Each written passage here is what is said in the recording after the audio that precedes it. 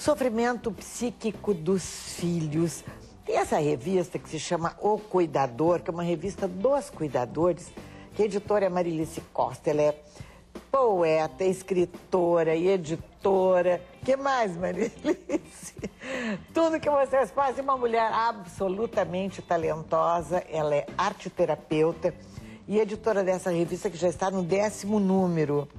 Marilice, aqui nessa revista, aqui que tu tratas, é nesse ou no número anterior, que tu tratas do sofrimento? A revista toda ela é para trazer alento. A gente traz o sofrimento, mas com um alento junto, senão não tem sentido. Todas elas têm algo que são os depoimentos, especialmente, que é um movimento de dor, um movimento em relação a uma dor que a pessoa sentiu e de que forma ela cresceu com aquela dor. Isso é o nosso... nosso carro-chefe dentro da revista, né? Que é uma que tem dado muita alegria para a gente acompanha esse processo todo de escrita e a pessoa mostra depois, se dá conta no escrever que cresceu. E exemplos desses sofrimentos que uma criança pequena pode viver de repente e nós não conseguimos... imagina, criança, não sabe de nada, não entende, não ouve, não sabe o que a gente está dizendo, não entende essa situação. Na próxima revista a gente está trazendo sobre assédio de um pai. Então é uma coisa muito dolorosa, mas o bonito disso, bonito, se é que se pode dizer bonito, né? A palavra talvez não seja adequada, é que se descobre que existe uma rede de cuidadores que pode ser acessada nesse momento e que pode ajudar a acolher essa mãe, pode ajudar a acolher essa criança e isso seja uma coisa que possa ser trabalhada e ser menos sofrida no decorrer da vida depois, né? Mas algumas vezes a gente vê umas histórias assim, uma pessoa que sofreu loucamente e não teve ninguém para lhe orientar. Depois de passados 10, 20 anos, deixa o sofrimento já com... crianças grandes, ou no caso de abuso, né? Já outros irmãos sendo abusados, é que este assunto vem à tona.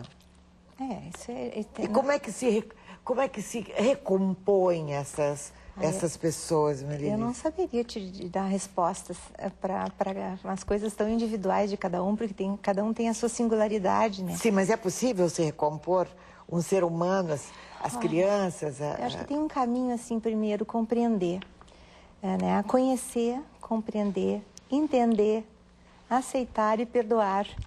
Porque se a gente não passa por esses processos, a gente não consegue seguir, né? Se ficar trancada se eu não compreendo um sofrimento, como é que eu vou seguir? E se eu não perdoar quem me fez sofrer, também eu carrego essa dor, né? Então é um trabalho muito delicado.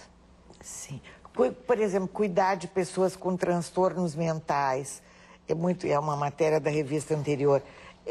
Nós temos que ter uma orientação como cuidadores, uma orientação de um profissional. Bom, eu sou mãe, né, de um rapaz com problemas mentais e desde criança fui sempre desde que ele era pequeno, sempre tive muita orientação de várias pessoas, mas na hora...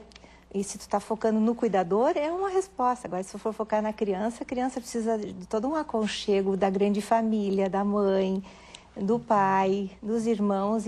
Geralmente o que acontece é que a gente foca naquele filho e os outros ficam à margem. Esse que é uma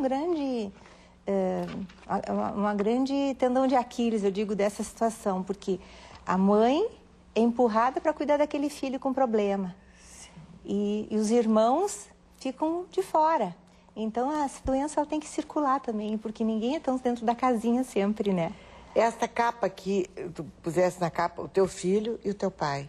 Que eu quis mostrar a transgressão da idade, que é importante, a voz do cuidador, o cuidador com mais idade que pede silêncio, né? Ele era muito de pedir silêncio. Sim. E a idade que está com toda a energia para botar e gritar e dizer, e que é aquela época da vida que a gente precisa que alguém diga, porque senão todo mundo se acomoda, né? Alguém tem que empurrar com a energia. Certamente. Né? Mas é mais em função da voz do cuidador, né? Dentro dessa revista tem cuidados com a voz de quem não tem voz, né? Tem uma história de um portador de sofrimento psíquico que se chamava Emborante, né? Porque nas instituições as pessoas não têm nomes, elas são elas viram uma categoria, né? Ela é aquele que não tem dente, ou é o dentuço, ou é o gago, elas não têm identidade. E este era o emborante. E ele dizia que ele queria ir embora de Porto Alegre, e acabaram levando ele de volta para o lugar onde ele dizia que ele tinha que voltar. Né? E envolveram todo um grupo. Então ela conta, essa história é contada, né? E também tem a história de uma filha que perdeu a mãe, que se suicidou, né? E o pai tirou os filhos de circulação. E num primeiro momento dá uma sensação assim, a mãe foi abandonada pelos filhos, ou o marido ou o ex-marido abandonou os filhos, e o sofrimento de todo esse grupo familiar, mas ao mesmo tempo aquele pai talvez tenha querido preservar também. Então é uma coisa muito complicada, as relações familiares, é muito delicado tudo isso. É muito delicado.